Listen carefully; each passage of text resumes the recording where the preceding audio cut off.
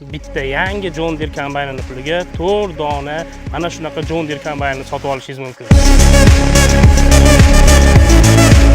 John Deere 9970 modeli 250 ot kuchiga ega PowerTech Plus dvigatel bilan jihozlangan. Kuchli motor og'ir dala sharoitida ham barqaror ishlashni ta'minlaydi. 2020-yil ishlab chiqarilgan 1800 soat ishlagan Toy sborka. Afzalliklaridan biri to'rt qatorli Vari Row terim tizimi. Bu tizim paxtani toza hamda minimal yo'qotish bilan terib oladi.